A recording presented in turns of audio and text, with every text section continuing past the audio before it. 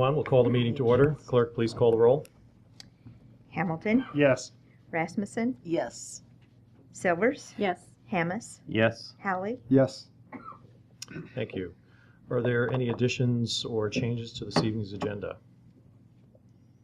If not, we'll move to our consent agenda. We have approval of the minutes from the July 9th council meeting.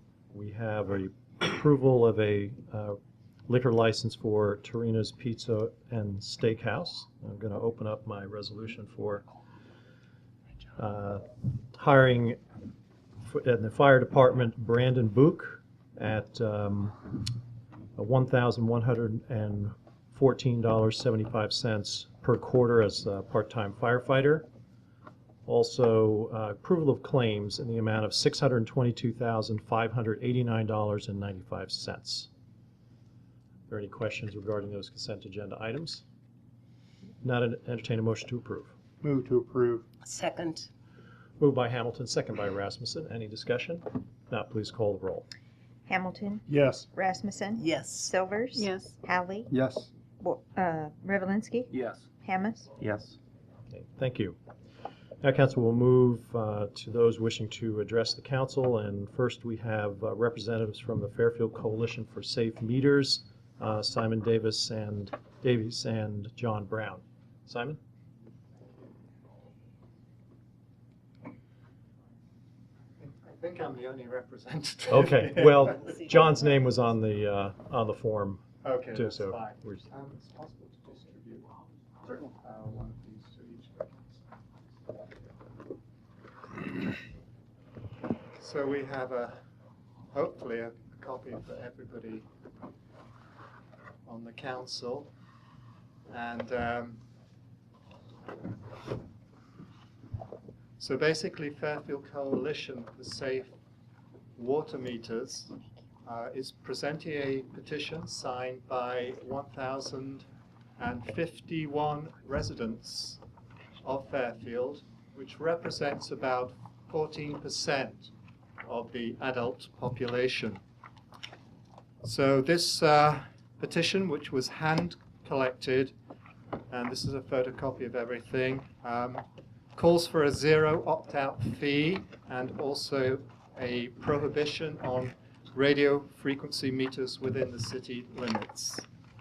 And the petition was collected in June over a 17-day period. And right now, any further collection of signatures is on hold whilst the city investigates the fiber optic alternative. So in collecting the petition, we went to many places. We went to Hy-Vee, Walmart. We canvassed in the town square at a music festival, at the Italian festival, and we went door to door in many neighborhoods. So we are confident that the results here reflect a broad cross-section of the community. And in collecting the petition, we were always vigilant to respond to the suggestions from members of the City Council. We wanted to ensure the highest integrity, credibility, and validity of the findings of the survey. And we feel confident that the final results reflect this. So this is a survey, and please take a few minutes to look through it. And if you have any questions, I'll try and help with that. If not, I think you have a lot of other business to attend to. Thank you. Sorry. Can I add something? Sure. Sure. To date, we only have 28 people that have applied for the opt-out program. Right. That's all I wanted to say. Okay. Thank you, Simon. Now, I think the petition then, I just want to talk about the currency of the request regarding the opt-out fees. So what you're saying then is that even though we went through this process with 3 public hearings and received a council vote, a majority vote to do this, you're still saying that that this group represents a group that wishes there be no opt-out fees. That's correct. Okay. That was stated on So, the because I know this they petition has signed. been being collected for quite some time, even through that period of time. And I just, I wondered why you might not have curtailed the collection to get that in for the last meeting, so it would be some sort of weighty testimony to not doing it, because it's not likely we're going to revisit that particular thing soon. And as you know, the other alternatives are being ongoing. I think what had discussion on happened those. is that there was no final decision from the council at the time of initiation of the petition, and the petition ran over the council decision by a few days. Okay. So it was difficult to adjust for that within the survey otherwise. Right. And again, we appreciate the work that was put into this, and that sentiment was certainly expressed, during those times when we were having that, but it may not have the same weight as it would have several weeks ago. Right. So, but thank you very much. Thank you. Okay. I'm sorry, Connie, did you have a comment? Oh, I thought, did somebody have their hand up over here? All right.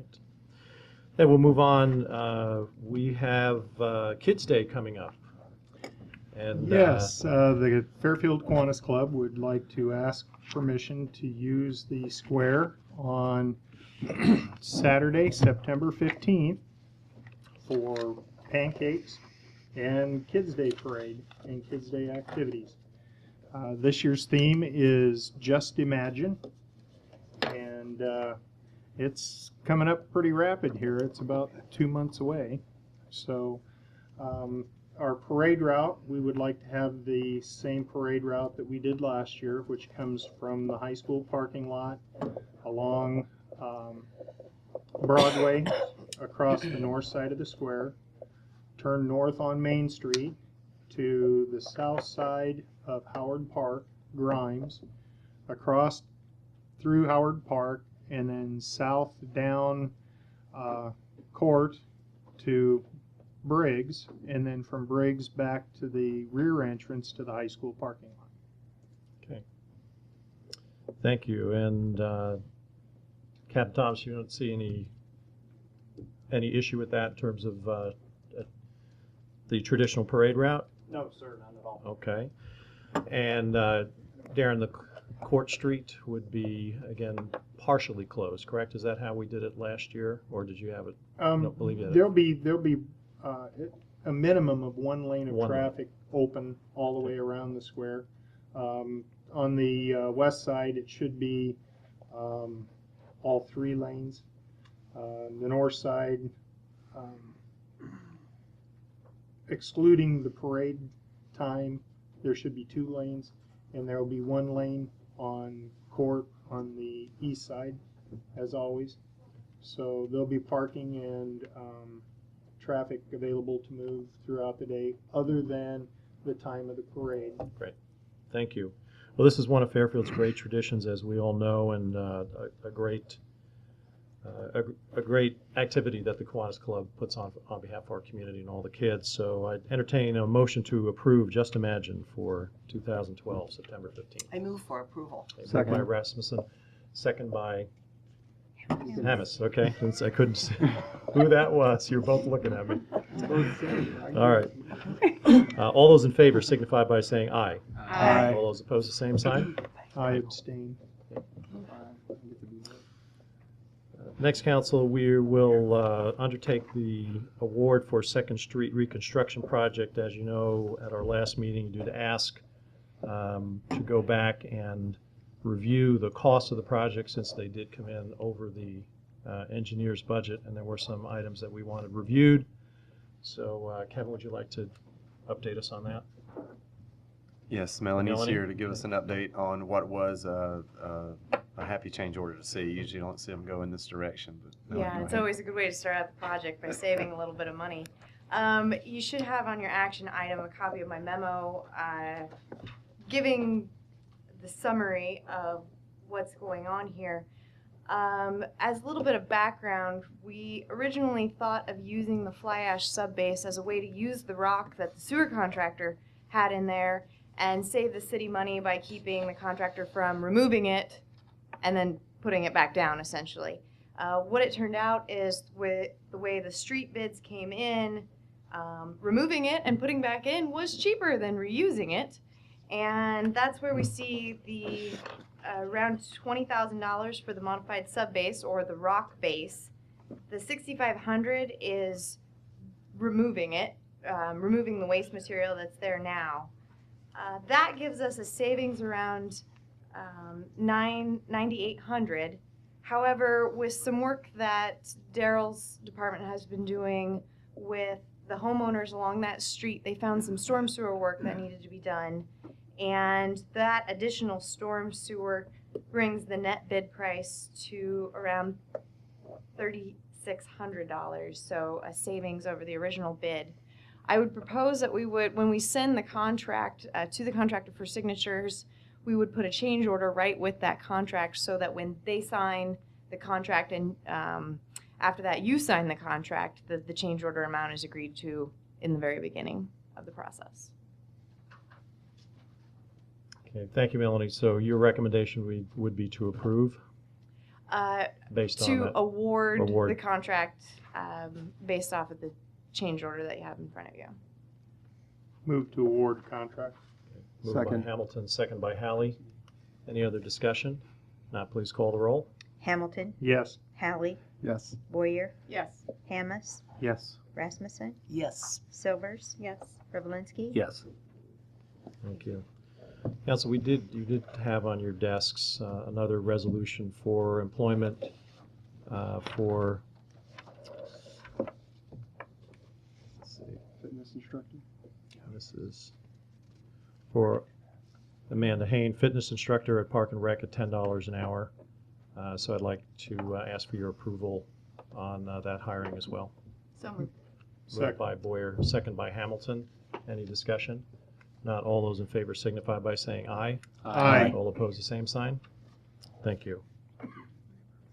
Next, Council, we welcome back Ken Gehring, and Ken is going to be making a presentation this evening to the city. So Ken, would you join us here?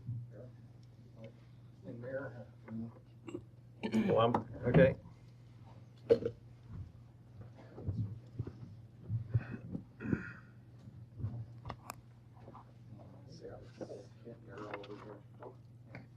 This is Mark McGuire, he's the chairperson of the collection systems of the Iowa Water Environmental Association. Previously, we've awarded Darrell a member of the Golden Manhole Society for the efforts that he did. And this award here to the City Council and to the Mayor here is in recognition of, you know, like the Ways and Means Committee, all the time you put in, the Water and Sewer Committee, especially Daryl's staff here, the over $20,000 of televising the work that the city has done. Well, this is an award given to the city that you are supportive of collection systems, safeguarding the environment, and making sure that our water quality is safe for the people downstream. There's a little bit more verbiage in that, but we're very honored to have Darrell here and the great influence that he's done, and I know he's helped me a lot when I was here. And so it's with an honor that we present this to the city and the city council. Thank you very much.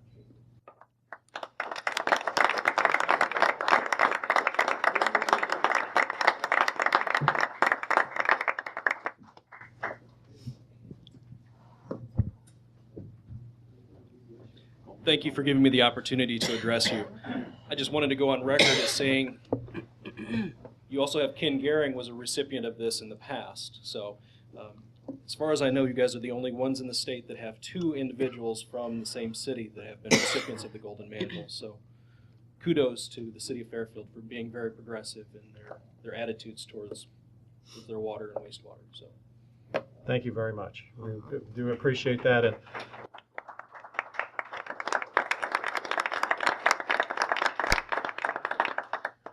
you know, and I also want to underscore the theme that Ken was touching on, and that was interdepartmental cooperation. I think you know, during your tenure, it was really extraordinary, and the team really worked well together and course, Daryl individually and his leadership was a big part of that. So congratulations tonight. Thank you very much, and council. It's nice to get to have some good, kind words on issues in that direction, because we're doing everything we can with the resources we have available. So thank you very much. Thank you. Better than a fine. Yeah. Okay. A little bit better. The next council mayor's report I wanted to just bring up, and as this is going around, just reflect a little bit on the events that took place just a little less than 2 weeks ago, where since we had the beach at Bonnyfield Lake open, we had a drowning, and we were all deeply saddened by the drowning of Jesse Harrell at Bonnyfield Lake 2 weeks ago. When we created the beach, this is exactly what we hoped never would happen. And in a small, close community, it hurts to lose someone so close. That evening, when it had happened and our police and fire and rescue folks were bravely dealing with the situation out there, I had asked our city administrator, Kevin Flanagan, to close the beach just for a time of essentially reflection and respect towards the family for what had taken place. It was a time of grief, and I think the whole community was grieving in a sense during that period of time. But at the same time, we know that this is a very popular swimming amenity for our community. It has been in operation for, I believe, 8 years, and there are many who wish to continue swimming. And I know in the polling, just casual polling and questioning that I've done around the city the last week, has come back pretty strongly that as tragic and unfortunate as this drowning was, that we continue to have the facility open and available to people as responsible swimmers. So I just came tonight knowing that the decision to close the beach at that time, as I just described, was one of reflection and pause, but not necessarily changing a policy that's in place, one that the council voted on earlier this year. So my recommendation would be to open the beach again, with the understanding that the lessons that we can learn from this and the greater preparation we can have for safety and response is something that we will dedicate ourselves to even more. We do have a public safety meeting coming up on Wednesday when this will be discussed, and I'm sure that will not be the last of it. And again, these are just my thoughts this evening, and I wanted to bring them to the council and see if there was other feedback that we should take into account as well. I guess, I'm sorry, I have to speak against reopening, the lake. I mean, not just because of the accident that did occur, but, I guess I really worry. The heat is extreme. I couldn't believe, these days that we're all having, and I know what a relief it is to have a place to go. But, I truly worry about the sanitation aspect of the lake, and I wonder how many people have had ear infections and different things. Several times I've driven around the area to see how many people are at the lake, and I'm not sure why we even have the boundaries that we have for people to stay within them, because I see as many people outside of the boundaries as I do within the boundaries. And, I feel very sorry for the, first responders and the fire department, because I'm sure their frustration must have been terrific in the respect that we don't have people that are trained in terms of rescue. We don't have, those kind of situations available quickly. And it is frustrating. I mean, I think any one of us can empathize with the tragedy. And, you know, I guess when Dr. Cochran made the initial recommendation that the beach not be opened, I guess personally, I feel strongly about seeing us go back to it. And I mean, if everyone feels that that's the way we want to go, I understand totally. But I just really worry about the safety of everyone in the community. And, you know, I just have a hard time saying I think it's a wonderful opportunity for people to go to, because I do think there's certainly the problem of contamination with all the geese that we have and all the other problems. I mean, it's not a swimming, you know, pool. We don't have one right now other than the one at the university. Basically, there's, you know, the one at the city pool, the indoor pool, and it is unfortunate, but I guess I have real personal concerns for safety. Okay, thank you. Go ahead, John. Martha, I appreciate your comments, and I understand what you're saying. I spoke with a gentleman, and I'm just looking for his name. I don't have it handy. He's the media liaison for the Department of Natural Resources. And when we considered our policy for the swimming this spring, I, in my mind, really thought of the Department of Natural Resources as an example, because they had the same policy that we have had at the beach, which is swim at your own risk. Years ago, when my son was little, when we would go to a state beach, they were always supervised. There were always lifeguards there. And it was surprising to me that they stopped having lifeguards, but they did, and they have the sign, swim at your own risk. And when I spoke to this gentleman, I'm sorry I don't have his name here, what he told me was that removing the lifeguards was a conscious decision taken because of the turbidity of the water that we have here in Fairfield, in Iowa. We have cloudy water. And swimming in cloudy water makes it very important that young children are closely supervised, because a lifeguard becomes an illusion of safety to the parents. But in fact, with such cloudy water, a lifeguard cannot be as effective as the parents think he is. And so by removing the lifeguard, they felt that they were increasing the safety of the beaches, because it was forcing parents to be responsible to take care of their children. And so based on that, you know, he also explained, you know, there are drownings at state parks all the time. Every year it happens all the time. And basically he said, if we closed the beach every time someone drowned, we would not have any beaches left in Iowa open. It just wouldn't happen. And so with that in mind, I think, you know, he listed a number of points that the DNR really stresses, what really recommends. And the first thing is know your limits, know your limitations, encouraging people to take stock of their personal abilities. And you know, with that, you know, they hope for the best is how the DNR does it.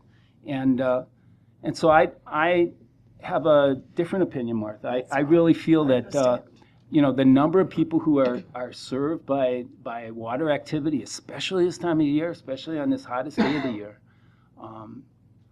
you know, as the mayor said, the beach has been open a good number of years now. So to me, I would encourage us to continue to open it back up, and I appreciate the fact that it was closed out of respect for the family and the situation. But anyway, that's my point. Thank you. And I didn't know whether we were going to have a discussion this evening that would lead to anything. I just, you know, recognize that we did need to say something going forward, and we had indicated that we would take that time while the family grieved and the services were taking place, and that has passed. So, you know, I think to change the policy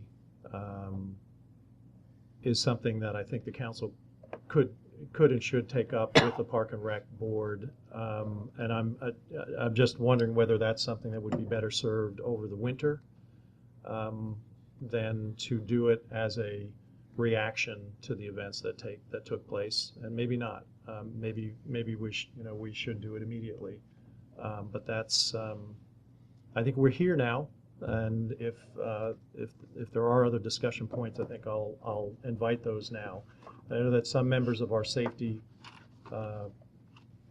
response teams have indicated they would also, and then we have members of the beach committee that have been working to keep the beach clean and open this year. So I will open up for some public comment at this time.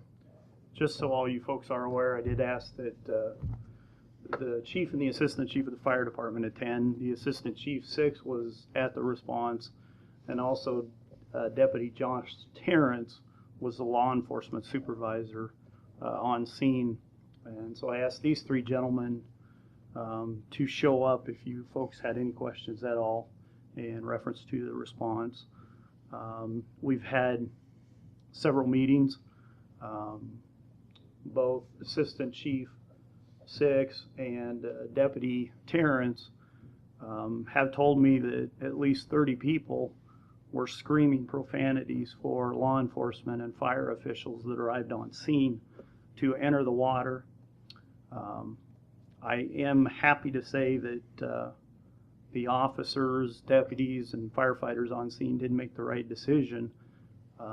And because they have absolutely no training, probably no chance of making a rescue at that time at all, or even locating Mr. Harrell. They made the correct decision to not enter the water. At that time, they would have just become another victim for us to then have to deal with. But I can tell you there were a lot of issues with that decision, with people yelling at them to save somebody. I think that's why most people get into this job, and they were pretty upset that there was a place where they couldn't effect a rescue because there is no training and no equipment. And that was really our concern when it first started, that everybody says it's swim at your own risk until there is an issue, and then everybody still dials 911 and expects the police, EMS, and fire to make a rescue. And there is absolutely the fire chief and the chief of police, and I strongly agree, have come out and strongly recommended that Bonneville Lake not be opened again because of the safety issue and a cloudy water environment that wasn't ever set up for it. So obviously we will go by your biddings, but there has been voiced some strong concern about the issues that arose from this last incident. I will open. I'd be happy to answer any questions any of you would have, or if you wish to wait till the meeting Wednesday, I would be happy also. I just have a question. Have people called into the department with an opinion about whether the lake should be opened or closed? Not to my knowledge. Okay. We've had a few statements to officers. We've had mostly questions. Asking when the beach will be open again is about as close as we've come to people asking the opinion. Okay. Thank you, Captain. Thank you. Scott Vaughn from the fire department. We visited this whole idea this spring, and the idea of whether or not to open the beach, and we had the opinion not to open it in the spring, and sadly enough, I don't think we voiced our concerns strongly. And as the mayor just said, we're in a grieving process right now. I don't want to be here again. We can avoid that grieving process. We don't have the training. We're a volunteer department. By the time a police officer gets there, by the time we page and get to the scene with our quickest response, we're still going to be looking at a recovery. It's not acceptable. we can do better by not opening this beach again. I don't want anybody to have to go through this again. And, you know, it's frustrating for us, you know, and I was on vacation, I was not here. But as he, you know, said, to have people yelling and screaming is a really helpless feeling. And then to have to go home and relive the situation. There's a lot of stress these rescuers go through, not to mention what the families go through. So, you know, you've got the water area there. You've also got an indoor pool, and you've got MIU that are readily accessible to people if they need to use it. In my opinion, would be to let them use the indoor pool and the MIU pool and keep the beach closed. So, Thank you, Scott. thank you. Bob? All right, actually, come on up and sit up here, Bob. Yeah, fine. Thank you. I only found out just a short time ago that you were going to discuss this. Kate, So state your name. My name is Kate Ross, and I'm simply a citizen. But I swim frequently at that lake and have enjoyed it enormously. And I appreciate the concerns for safety. I guess I just want to say a couple of things. I am a close friend of the families, and none of the family seems to think that he actually drowned because he's an excellent swimmer, and there were no indications of drowning. We all know he went down, but he had his child on his back, and he passed the child over and said something, I don't know what, but he had the presence of mind to realize something was going on. He'd had some heart problems previously, and the autopsy will turn up if it was a heart attack. But he just passed the child and then went down. So there was no flailing, no gasping, not a traditional drowning kind of event. So I guess if I were to parallel that, if someone were to die of a heart attack on the sidewalk, even downtown, we would not close the sidewalk. It's a horrible event, and it's been a very major one for the whole community and the family, but it feels like that lake is an opportunity for releasing a lot of stress for the community. Swimming is so cooling, and I think there's a lot of people in our town who don't have air conditioning, who don't work in air conditioning, and don't have the means to spend $5 per person, child or adult, to go to a swimming pool at MUM or the rec center.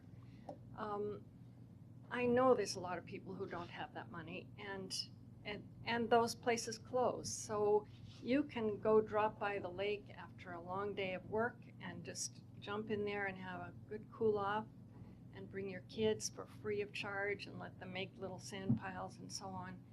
I think it's a habit that exists around the world in little swimming holes everywhere, rivers, lakes, streams, and I really hope the council would consider cherishing that as one of the gifts we make to our town, for free to everybody, no matter what class or citizen, what age, and I hope the autopsy will come out that it wasn't a drowning. And I'm sorry you had to suffer the frustration of the family. I know even the fiance was expressing she couldn't help it screaming at you because of her frustration. I guess we just have to forgive them for that, but. Definitely, that's very normal. Yep, so. No problem at all. So that's my 2 bits. Thank you, Kate. Let's hear it for the poor people who need a place to cool down. Thanks.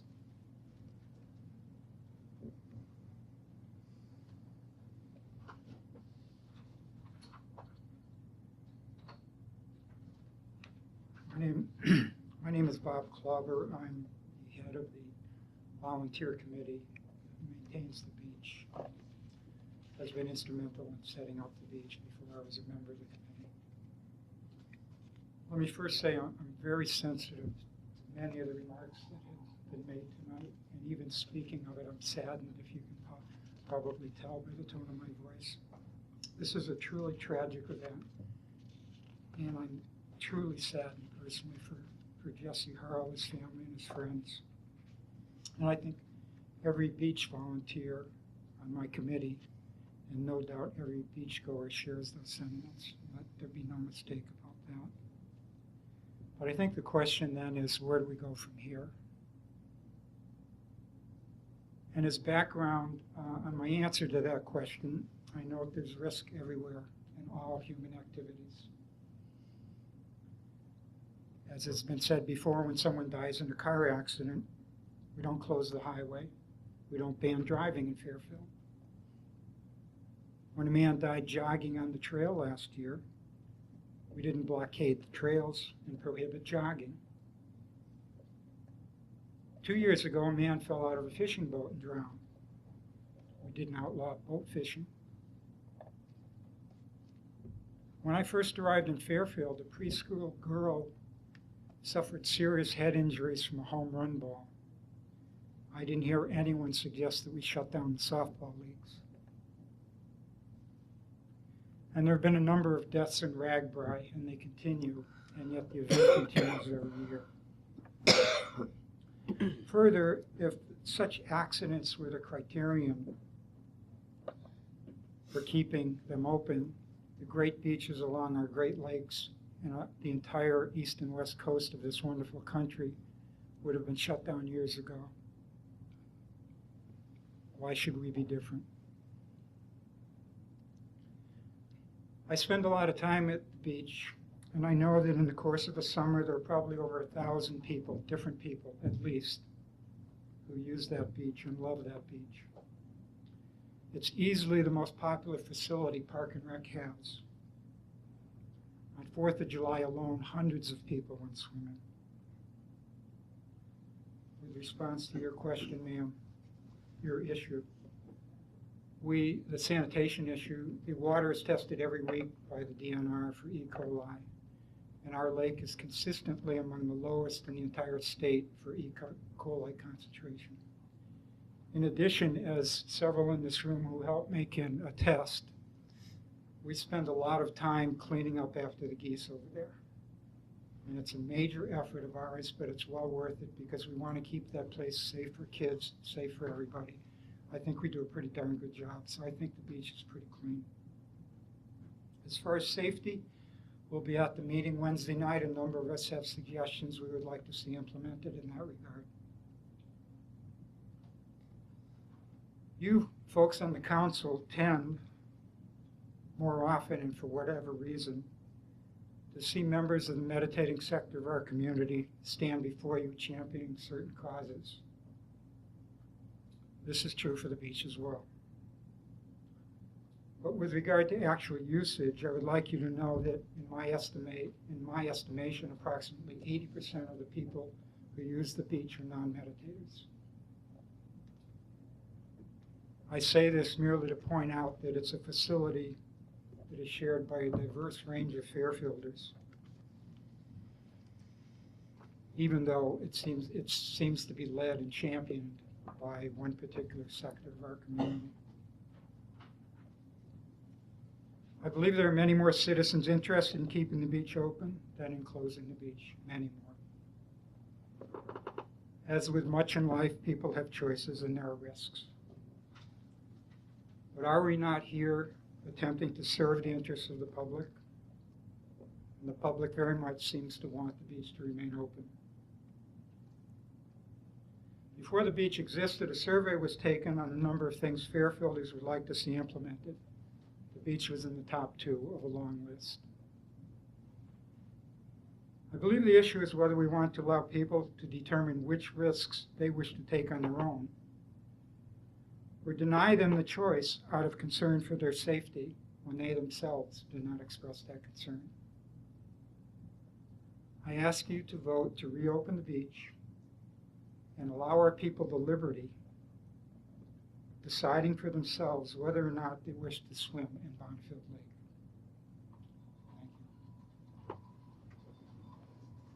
Thank you, Bob.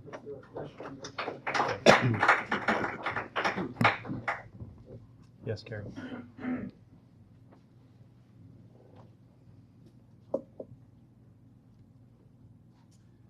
My name's Kerry Bell, and I think the comment I want to address is the emotional side for the rescue people.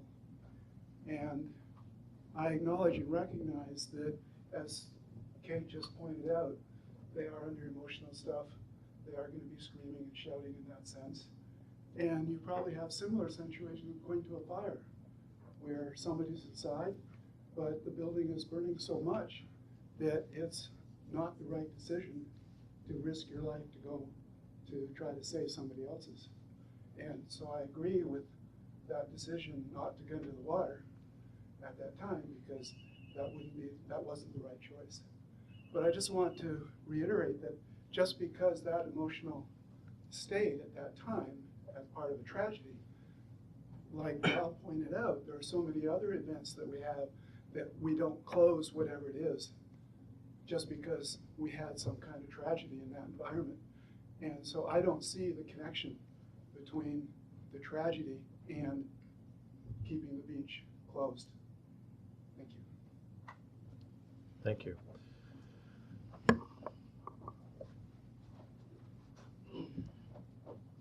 I think most of you know me, but I'm Josh Terrence. I'm deputy with the sheriff's office. As Captain Thomas said, I was the incident command that night when everything happened. Does anybody have any questions first, as far as anything over the evening, anything you heard? Just give us a timeline. Well, as far as the timeline goes, I can't tell you the timeline because everything goes so quickly, and time really wasn't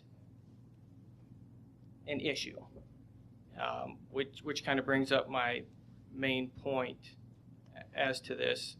The city of Fairfield, or even Jefferson County, is not equipped to perform any rescue at that lake. And I know that we've discussed, or I'm sorry, I haven't, but you guys have discussed the option and had it in place that it's swim at your own risk. And I understand that, and I think everybody in their mind thinks they understand that. But when the issue happens, they forget about that and call 911 and expect us to be there and save somebody. I was lucky enough to be just on the outside of town when this happened. So I was there, I would say within a matter of minutes from the time the call came in. And the city officers were in town and closer and were there a few minutes before me. And he had been underwater for at least a good 2 or 3 minutes. And we all know that anybody underwater more than a minute and a half, they're not going to survive. So I guess the point I'm trying to get is, no matter what you do, I've heard some discussion about having boats there or whatnot, having people trained in water rescue. You're never going to have a rescue there without somebody being there 24 hours manning that beach. Because, as they've said, with the clarity of water, or the lack of clarity of water, unless you see exactly where that person goes down, you're not going to be able to find them. You can't see underneath there. And he makes another good point, and I hear this a lot, that we don't close the roadway when there's a tragedy. But unlike the roadway, where we can enforce the laws that the city council has made, we can enforce the safety, such as the speed limit or not swimming outside of the we can't do that on Bonneville Lake. We can't force people to swim inside the ropes. We have no way of enforcing the rules.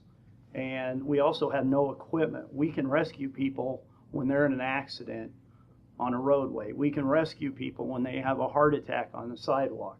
If somebody has a heart attack in Bonneville Lake, we have no equipment to effect that rescue. And that's our point.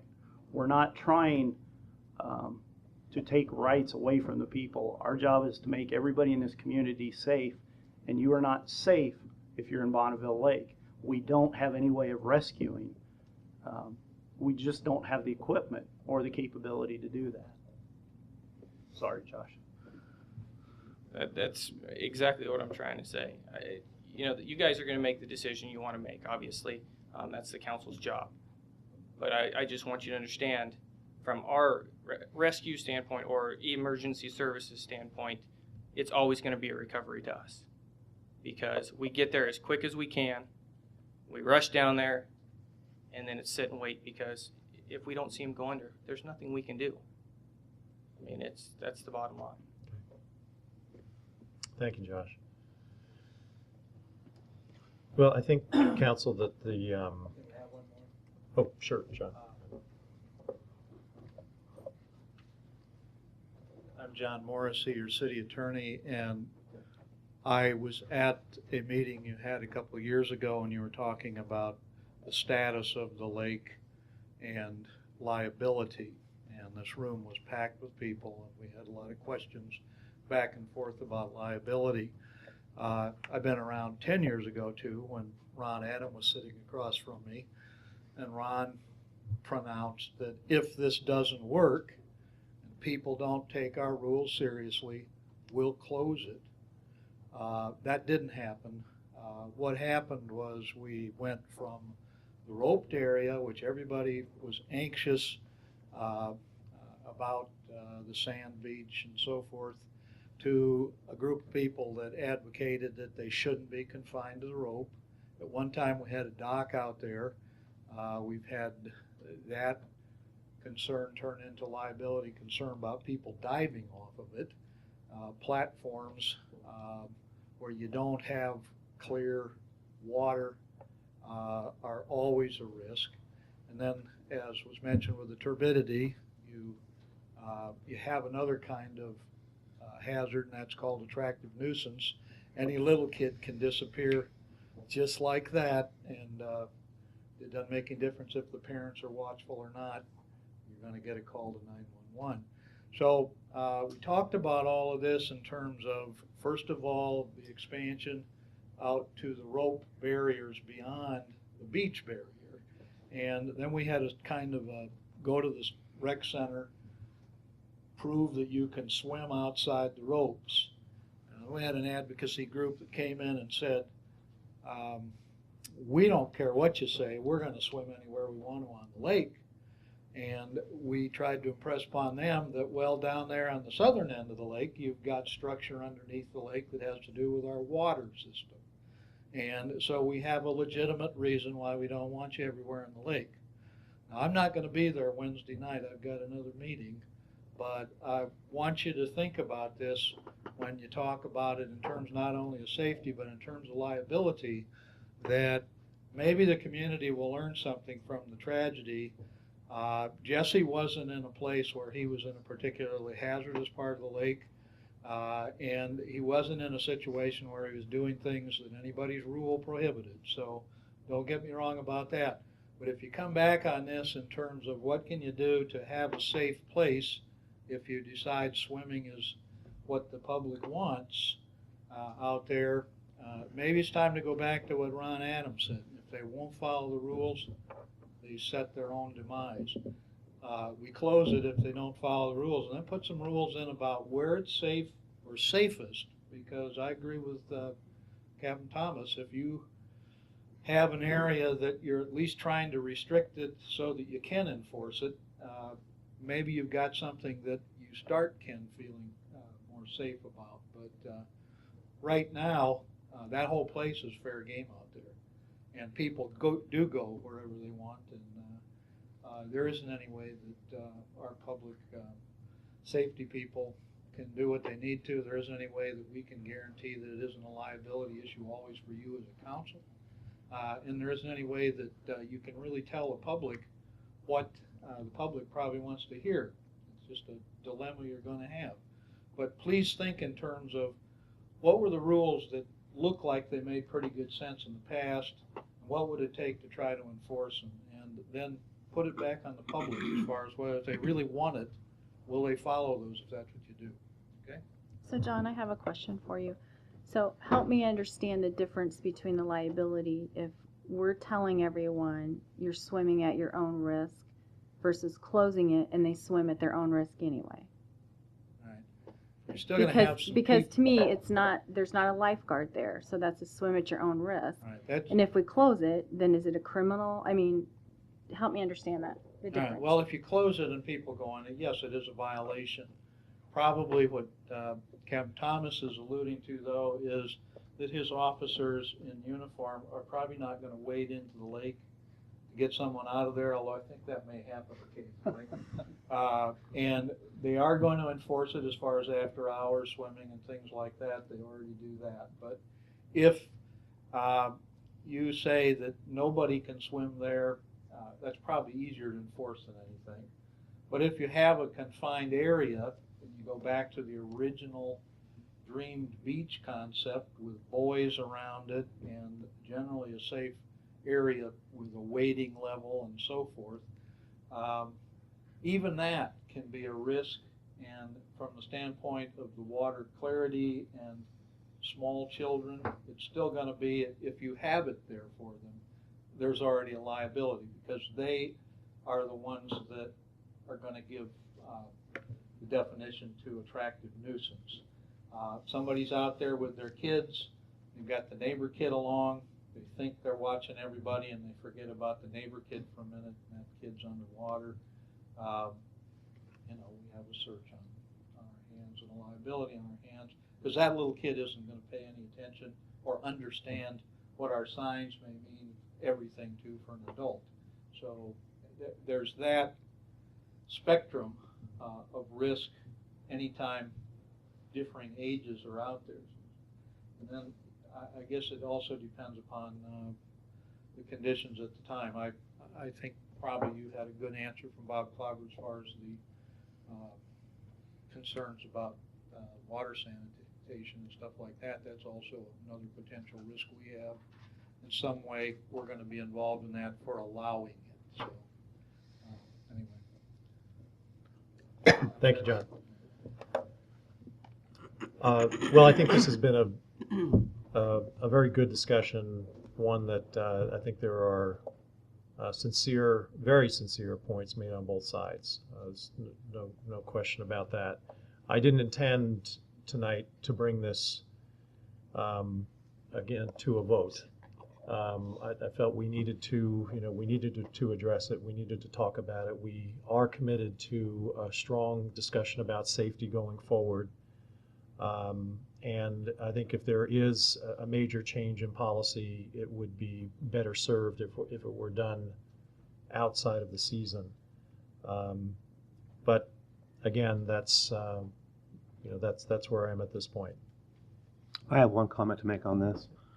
I was on the police department when the beach was opened up, and at the time thought it was a very bad idea. Anytime you allow swimming in the lake where you can't see, it's hard to save people. You can't save people.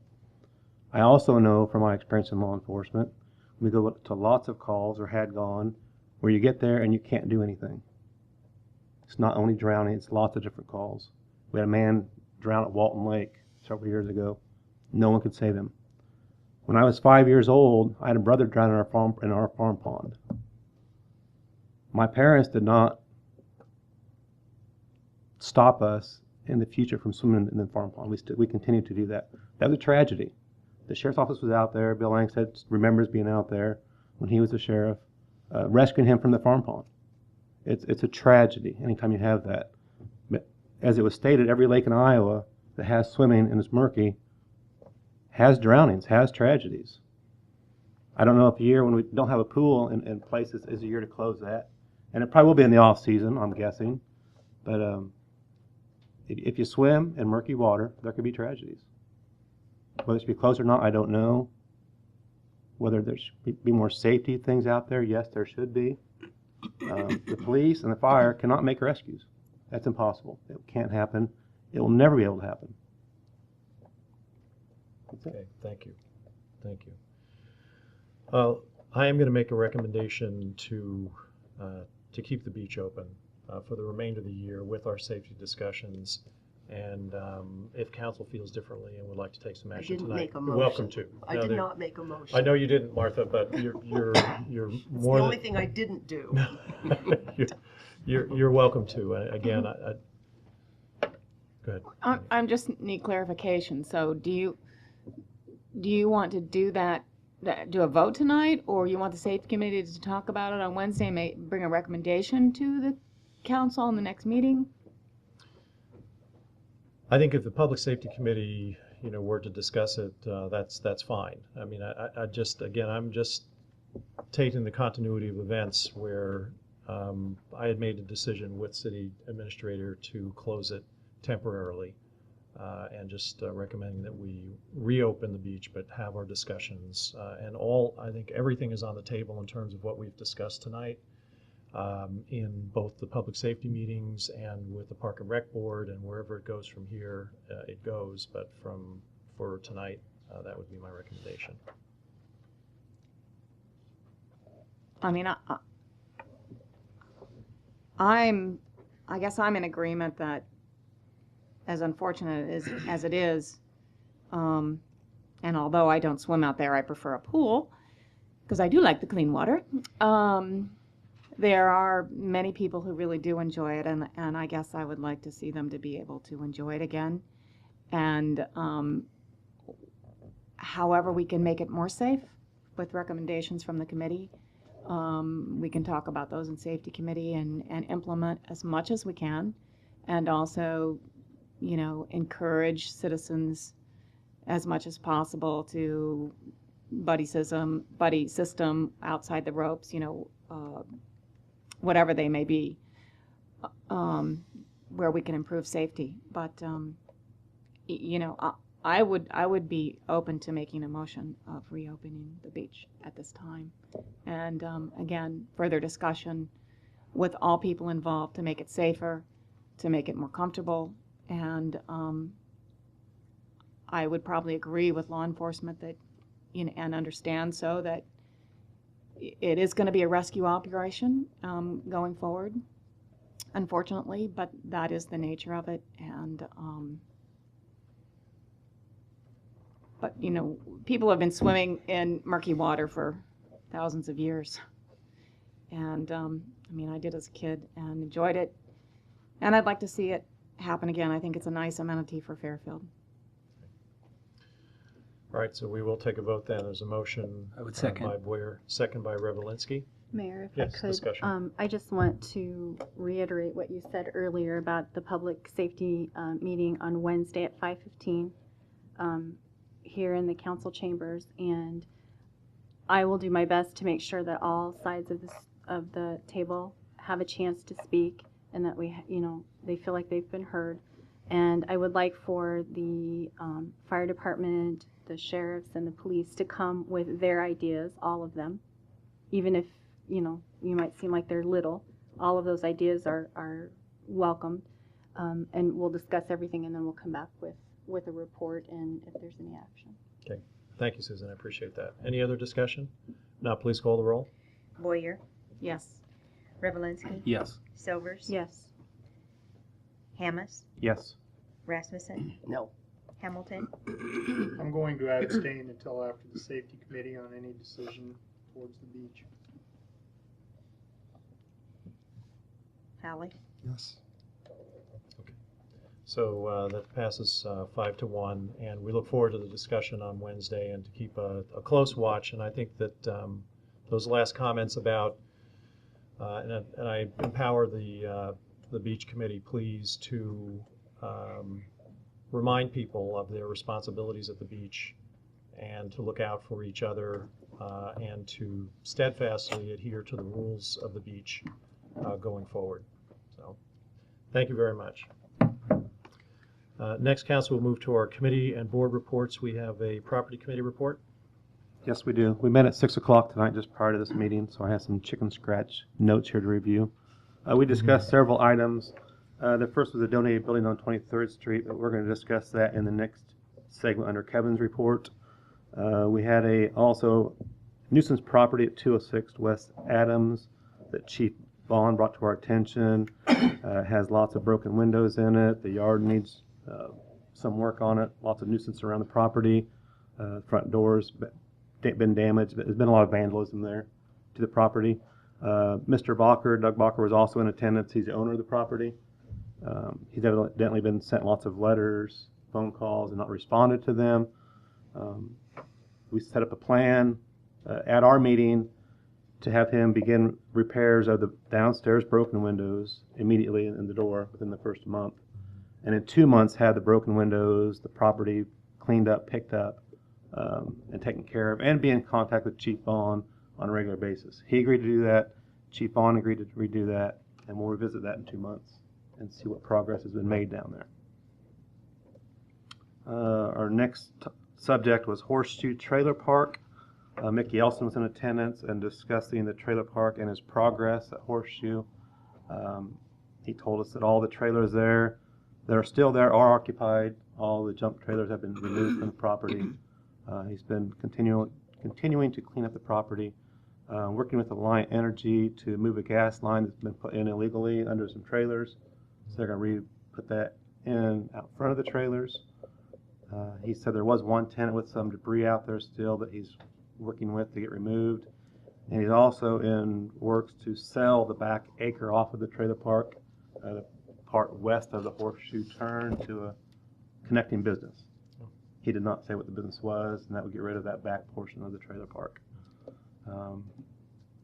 We were happy, I guess, with his responses at the meeting. He also had a map he'd drawn up of the park and where the trailers sit and whatnot, and where the gas line goes. And they looked pretty good from what he had done. So we were impressed by what he had done and has done. And I'm going to drive through the lot the next couple of days and look at it and see how it does look out there.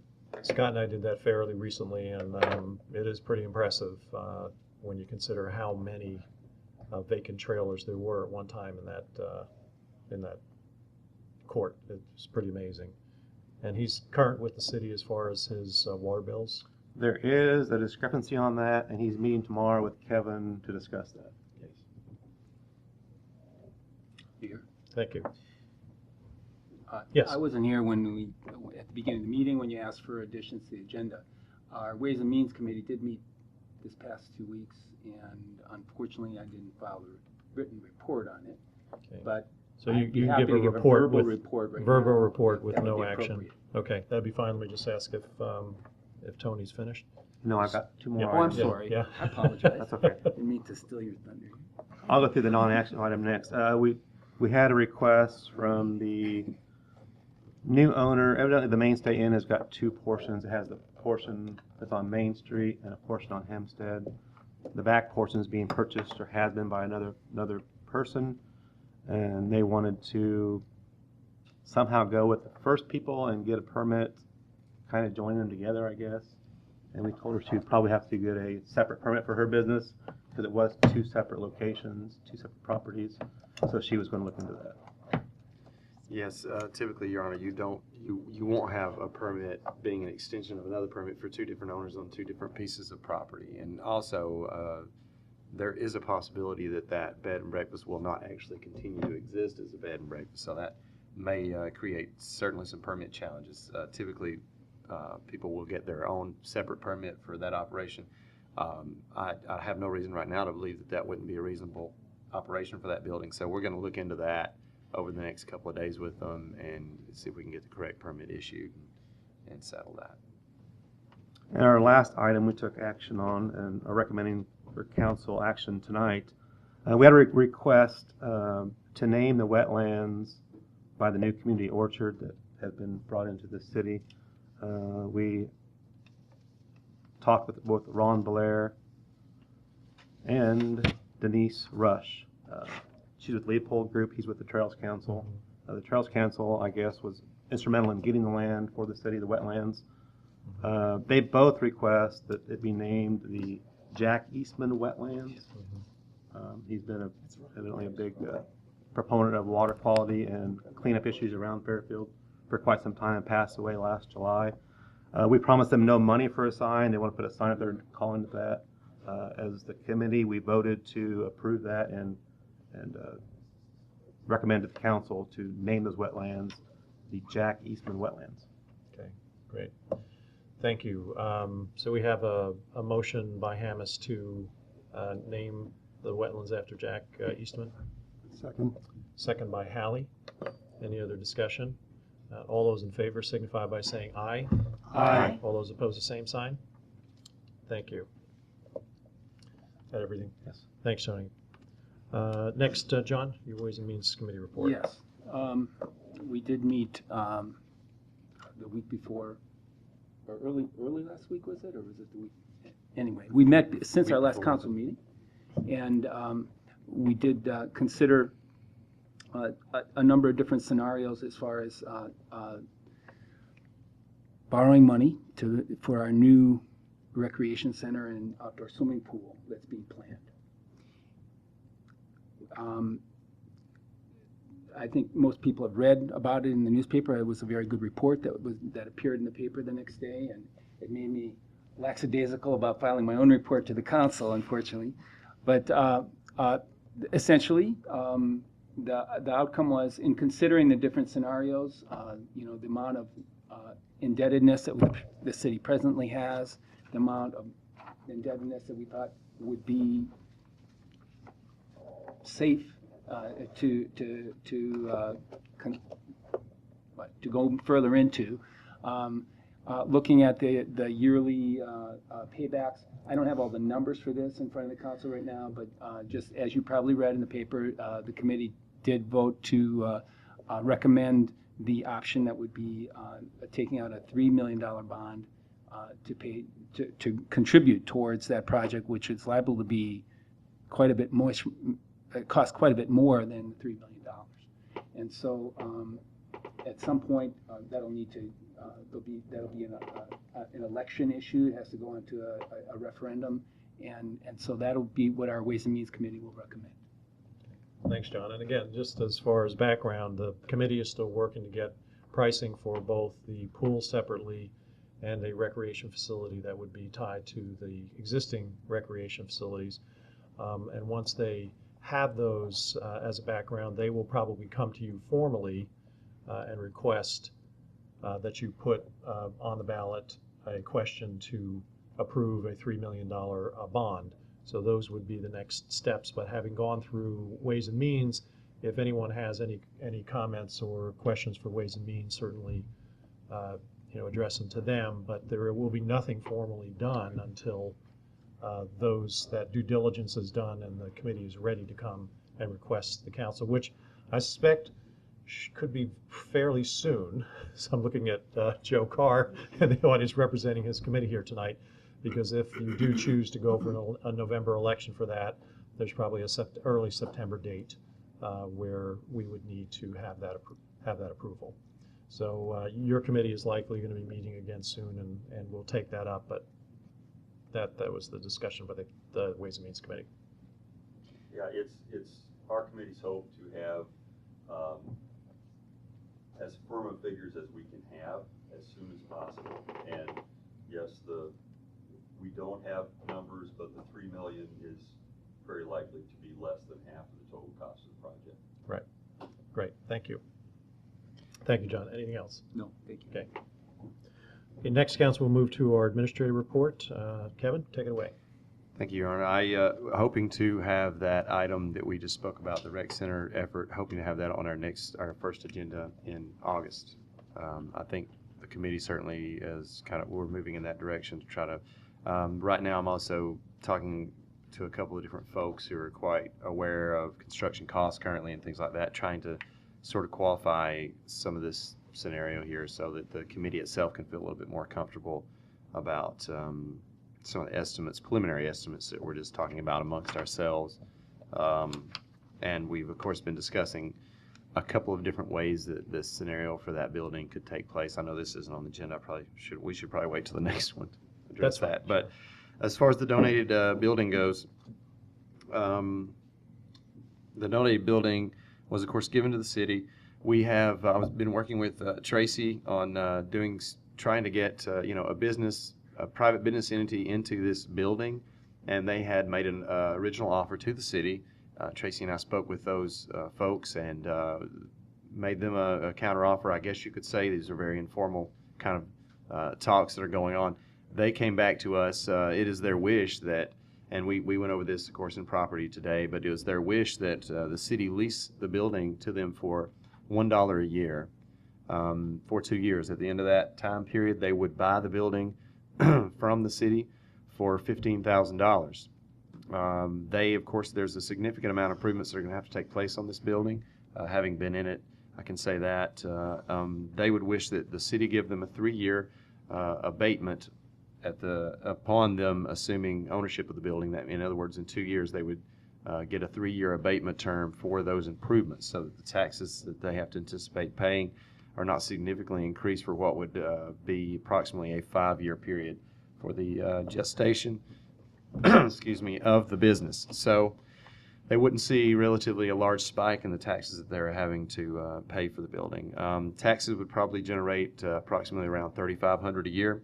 There would be about 5 employees, I would say, initially in this business. Maturation of the business may see 10 to 15 employees. So there's a fairly decent peripheral impact on the city there, the city's economy. This is a recycling company that recycles electronic goods.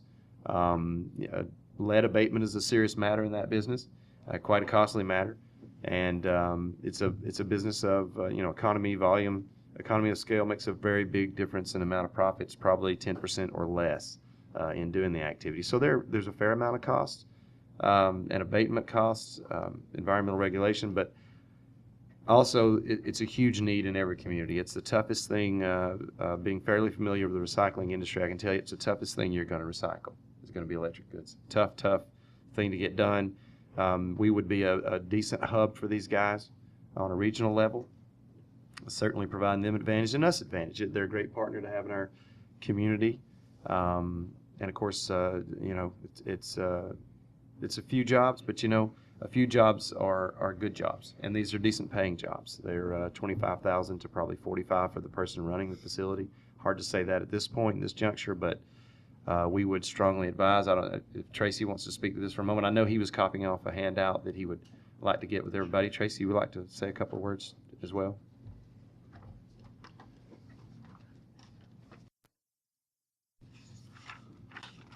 Yeah, Tracy Vance, Executive Director of the Fairfield Economic Development Association. I'm handing out a brochure. This is the company, and it kind of describes what they do. But it is MRC Recycling out of St. Louis area, just out of St. Charles or St. Peter, I think. St. Charles maybe.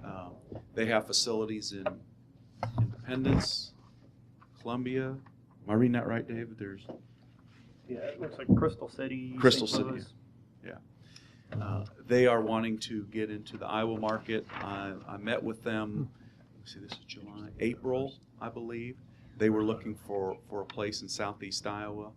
They traveled up along Highway 34, looking for what would be a hub for their operations for what they call demanufacturing.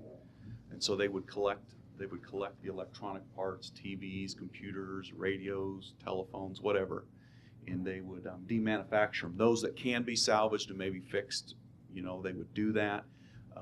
But other than that, they would strip them down, and every piece would be recycled. They have a market for every piece in those. So what they're wanting to do in our discussions with communities along Highway 34, they've decided that Fairfield would be the best place for them to be, given the opportunity we have with this building. And then what they would do would be have collection sites in the other communities, host collection sites, work out with businesses. For instance, you could have, Cambridge has a lot of computers, and they may have a bunch in the back office, and so they would be able to work out a deal with them that they would be able to, when they turn over their computers and those sort of things, they'd be able to go out and do a specific pickup for them or whatever. They would receive those goods at no cost to the public. So not only would this be creating jobs, there's a socially responsible component to this that I think fits very well into our community. So they're anxious to get started here, and so if we could, I would ask that you approve the arrangement, and that in essence, I think Kevin described it pretty aptly on Just I have a question, contract. Tracy. Yeah.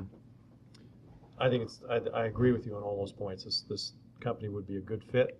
I think when we took this building on, I know I personally was hoping for a quick turnaround, so this isn't real quick, but it's moving. Where are you in negotiations with them at this point in time? Are they anticipating word very, very quickly from us? Yeah, they would like to, I told them we would be discussing this at the council meeting tonight. I just wanted to point out to the council that I think the only thing that's unconventional in their request is the 3-year tax abatement, because our policy for tax abatement is generally on new construction. So that's where you would be bending and setting another precedent if you approve that. And I just want to make sure the council had that discussion. If you needed an answer tonight, that's fine. You've brought it to us, with the contract that you are discussing right now. But if not, we may need another meeting to discuss that. Your Honor, the abatement would be upon them actually assuming ownership, and it would be on the new improvement, the cost of the new improvements. They would actually, upon beginning the lease, during the entire leasing period, they would be paying the actual present taxation of about $3,500 a year for that 2-year period. And then upon assuming ownership, we would be giving them an abatement for the price, the increased price of the improvements that they did. They would still pay that base level of taxes, which it likely would go up to some degree, maybe 2 to 3% a year during that 2-year period, the overall 5-year period. But the improvements they made to the building would be the abatement, so new improvements only. Yeah, and I just want to make sure that's within our policy, because right now I think our policy has pretty clearly been new construction. So new footprint, new construction, not necessarily new renovation. Oh, really? Okay. And is this any new footprint of the building? It's using the existing building? Oh, I thought our abatement policy was also improvements. But no, there would be no new footprint added. There would be no new footprint. Basically, the building's going to have to be gutted. I mean, there's mold issues, there's all the issues in there. Yeah. And I wear a handkerchief whenever I get into it. Bless your heart. And that's fine. I mean, the council can approve whatever they would like, but I'm just saying that right now that's what you're stating. Yeah. We did just discuss it at property committee and thought it was a good fit for Fairfield, and it would be good to get back on the tax rolls and get somebody else maintaining it and fixing it up. Well, I have a question. Sure. Will they take TVs, like tube TVs at no charge? Yes. Actually, John, it says in the brochure, anything with a battery or a cord. Or a cord. Now, a cord, does that include like refrigerators? Yes. Anything? It's on the list. That's a white good, actually. Microwaves, refrigerators, freezers, water coolers. There'll be certain Well, rules that'll to be a that. savings for the people of Fairfield who now have to pay money for all I don't want to say that that that's recycling. free. And another reason I bring up Cambridge is because they are certified, MRC is recertified. I mean, go to any business that has any confidential proprietary information. If they give them a computer, they got to prove they're certified that they clean that, and they give them the dates. They give them, I mean, it's all numbered. I mean, they got a pretty elaborate system for making sure when a computer is recycled that it's scrubbed, that they know when it's scrubbed, they know when it's pulled apart, and they get like not a manifest, but a pull listing of each one of those. So and that's pretty important to a business like that. So they are certified to perform those kind of. So. And I in interest of full disclosure too, it's important to point out that the current assessed value of this thing is the building and the property together are approximately $93,000, I think. So I mean, the taxes right now would be about $3,500. Substantial amount of improvements to be made.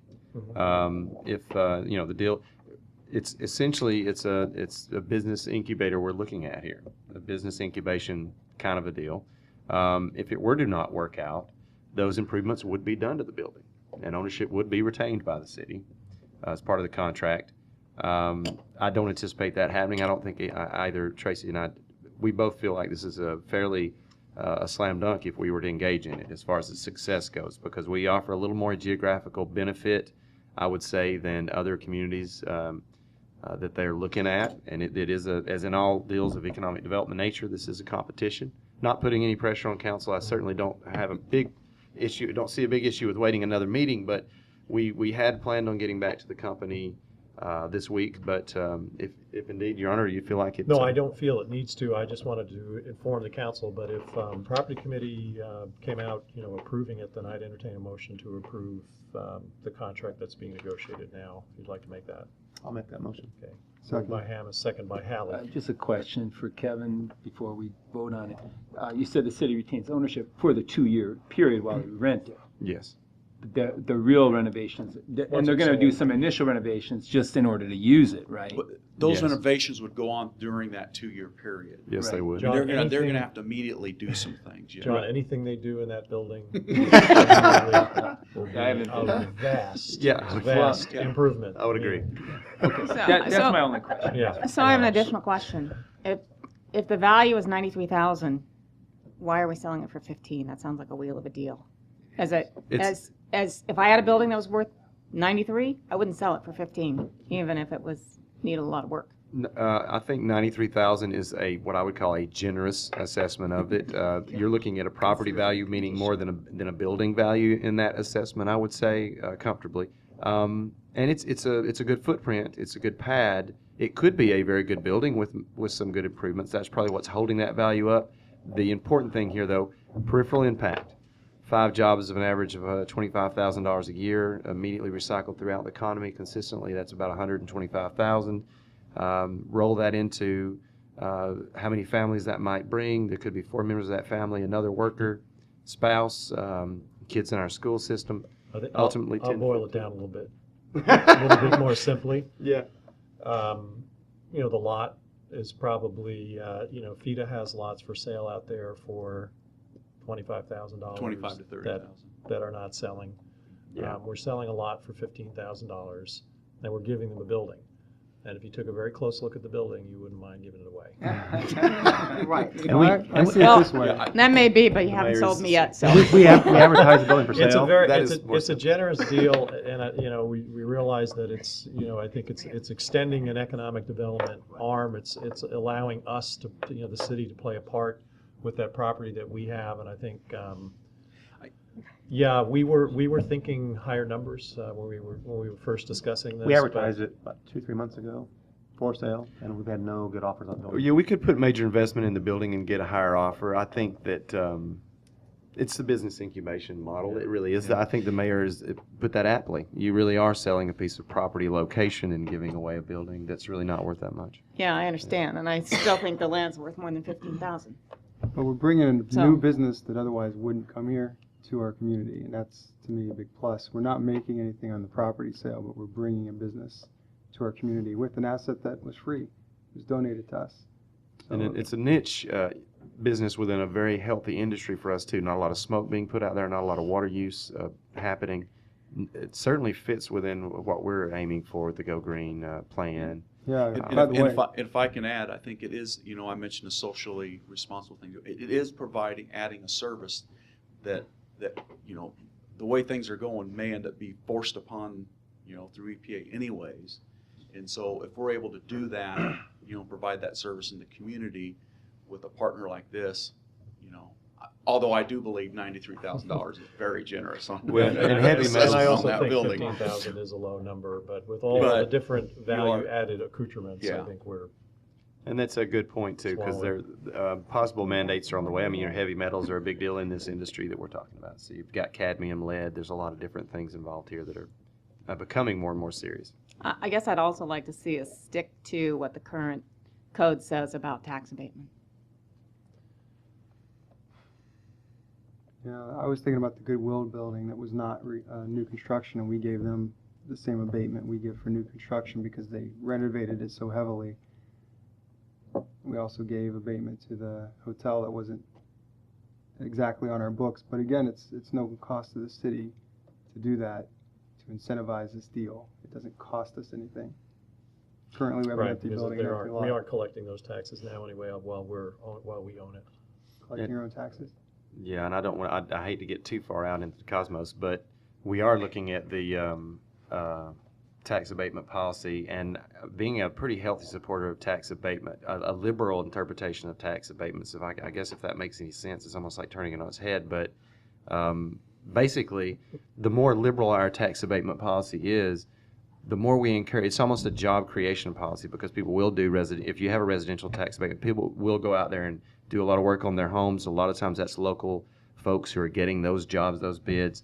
It spurs development and it spurs activity, economic activity, I think. And it's certainly not that, because it all comes back on your roll eventually. So it's a good investment, and a community can make it within itself that it's all new stuff that's being done too typically, so it doesn't cost you anything theoretically that would have happened without it. So I don't know. I'm a big proponent of those. But So we have a motion and a second. Any other discussion? Now, please call the roll. Hammes, Yes. Hallie, Yes. Rivelinsky. Yes. Hamilton, Yes. Silvers, Yes. Boyer, No. Rasmussen. Yes. Okay, motion passes 6-1. Thank you, Connie. Your Honor, the other item I had was, or one of the other items we have, refinancing of the 2003 SRF loan. Just in a very early process here, met with Scott Stevenson from Ruin and Piper Jaffray as well as our consultants on this possible refinancing. Maybe we're looking at maybe $150,000 in potential savings here, maybe more. We'd have to wait and get a prospectus to really be able to nail that down. Would love to have permission to kind of continue in that process to bring something concrete to council at a short time. You need a motion? I don't think so. I think it's just for reporting, and I would say just go forward and bring it to Ways and Council. Indeed. The other one was a CIP initiative we had talked about for capital improvement planning initiative. Met with Piper over that one, and of course, I guess I think I put it in my update. $5,000 is a base number for the price of that effort. Of course, there'd be some hourly, if, ands, and buts in there. Might run slightly over that, but that's an incredibly affordable amount of money for the kind of comprehensive analysis and look that you'd get from this document. And what we're doing in planning and wastewater would sort of fold into that as well. A very exciting thing. We would hope to roll that out if council consents to move ahead. We'd hope to roll that out with our budget. Or slightly after that, but most of this work would be being entertained over the fall and the winter. But Kevin, when would you want to bring that for approval from the council? The study. The study itself, and because we don't have that in writing at this point. We don't have a proposal from them at this point, do we? Piper, not in writing. I just had a number, and they basically would agree to do that. I would bring that forward at our next council meeting if it would please council. Okay. The assessment program. Next item, basically similarly to what you have for your sidewalks, with an assessment program where that the city goes out there and basically hires a city contractor to do the sidewalks, and folks who cannot afford to pay their sidewalks up front would rather spread that over 5 years, including interest, paying the city back. That's the kind of idea this policy is, except for it's for wastewater activities. For instance, of course, we haven't made a lot of policy decisions about what we're hoping to bring that to you guys soon, approximately in January, over wastewater issues in the future. But presently, for instance, on 2nd Street project, we were going in there and we found what you might call a mini trunk, a private trunk with 4 different homes on it. So our immediate reaction, of course, is to mandate that each of those homes, and we ran laterals on this project, which is a very intelligent thing to do, something we'll always do on these kinds of updates on streets when we're, definitely when we're rebuilding. You're running a lateral from the main going down the street for every home, potentially. And so in this case, we found one line with 4 folks tied onto that line and 1 tap. So that's not something that we can continue with now that we're in there. So you're mandating that these people have each their own tap. Now, for most of them, that's not a big issue, really. There's a couple of different citizens were working on a couple of different variations of issues. One is, how do I get there? They had to secure a private easement through a yard to get to the location of the main. The other one was, this is being forced upon me, in essence. $1,000 to $1,200 costs out of the blue. They weren't aware that their connection was that way. Obviously, none of us would have been. There's really no telling when that was done. I would say probably 60s, 50s. So it's an unfunded mandate in a sense. And so you would basically be agreeing or agreeable to setting up a policy where that we would have an assessment program to pursue issues like this. We do not currently have it in our wastewater budget as a line item to do. I think that it would be easy enough to abate the ones we would run into this year through our wastewater budget.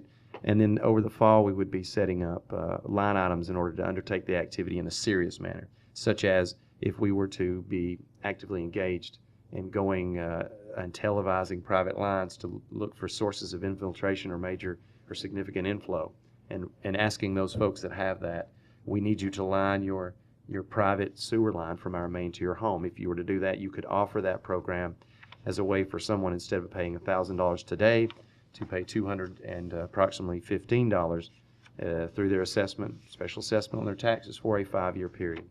An advantage to the public and advantage to that private individual as well. And again, the program that you're talking about, the style is different from what the sidewalk program was. This would be done through the utility. It wouldn't be done on property taxes.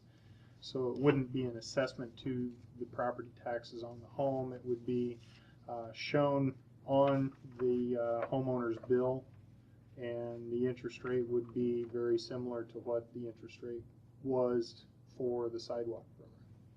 That's exactly right. That's a good point. So, you know, it's spread out over the 5 years, but in a little bit different manner, very one would argue very affordable manner, and contained wholly within that utility as an action, as an abatement, as a policy. I know it's a new idea, but it certainly would, I think, be beneficial to our citizens in what is going to be a really, a tough time, with a lot of big things being undertaken in this first 5-year phase, which I'll get to that in a second, but of our wastewater improvements. Okay, thank you. And that'll come through, that continued work will come through the Water Sewer Utilities Committee. Yes, it will. We'll be bringing that hopefully forward at our next council meeting for a whole council look. We're going to run that for our next subcommittee meeting. The last item on my update would be a McClure contract amendment. Again, I want to go through subcommittee on this one. I sent a fairly obnoxious report out last night, I would say. Yes. five Well, pages. I didn't read it at 2:30 a.m. Yeah, I got involved in just couldn't stop. But I did warn you on the second part of that sewer part of it, though. Just when you thought you were free and clear. But we're just beginning in this process, I would say. But we did meet with McClure, and it was a very good meeting with French Reniker and McClure and myself. And we're going to be having another meeting this week with McClure to just examine some of the different components I was telling you about. Did have the cost. I'm going to send out a separate email just to inform everybody so they have it in writing as well. We did get a bid from McClure at our last meeting concerning a water and wastewater fee study. So I'll be bringing all that forward when we come back, and subcommittee will be bringing that forward when we come back from there. And I would say that we're moving very quickly forward in total, and that we've now at this point, I think, split our basins, the groupings, collections of basins in half, looking at the west and the east sides as different phases of construction when we do actually get to that point. Now, we hope to bring to you as an entire council, as I said before, in January, bring to you some suggestions, a comprehensive list, a menu of suggestions. But we have actually at this point, we're looking at west and east being the first actionable part, first phase of construction. But more on that later. I just wanted to give kind of a general update to that effect. Thank you, Kevin. And I know we've had several discussions about the value of the capital improvement plan and also the rate studies being a way to get a good clear-eyed look at what our costs are going to be during the time span that we are going to be doing these major improvements to our wastewater treatment plant, and also looking at other capital improvements within the city, so that we have something good to guide us going forward, as opposed to reacting to issues that come up on a short-term basis. So I think the studies would be a good investment, but we'll see what the prices come out to be. And it appears we have a good working relationship with French, Reniker, and McClure, splitting some of those responsibilities along with the city. So, thank you. If there isn't any other business before the council, I'll entertain a motion to adjourn. Move to adjourn. Moved by Revelinsky, second by Hamilton. All those in favor signify by saying aye. Aye. All those opposed, the same sign.